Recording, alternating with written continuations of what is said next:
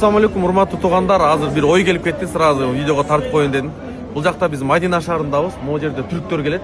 Мен буларды постоянно байкап анализ кылып коем да. Карасаңыздар, бир дагы жаш жок.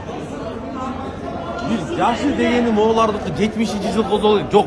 65-60 жыл колзо керек. Түрктөрдүн нар жагы өлдү да. Кайсы мамлекеттин өнүккөнүн карасаң, алардын жаштарын кара дейт. Урматтуу биздин жаштар, инилер, эжелер, карындаштар, Кыргызстанда Аллага шүгүр. 80-ден баштап 75 жаштан баягы бардыгы имандуу, Аллага шүгүр, ата-энесин сыйлаган, элге жерге кызмат кылган. Бул имандын күчү. Канчалык имандуу балдар көп болсо, ошончолук мамлекет өнүгөт. Себеби мамлекетте урдап турбай койгон бул имандын күчү. Мамлекетке кол салдырбай койгон бул имандын күчү. Мамлекетке кыянатты кылдырбай койгон бул имандын күчү.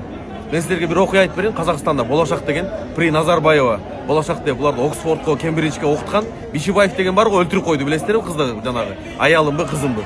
Ошол Оксфорд, Кембридждин выпускниги да Болошак деген. Бирок бардыгын үйрөткөн экен, бирок иманды үйрөтпөй койгон экен да.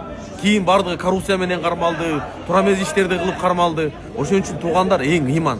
Бизде Аллага шүгүр, карындаштарыбыз ызык болсо дагы жолук кийип жүргөндөр силерге чын жүрөктөн ыраазычылык билдиребиз.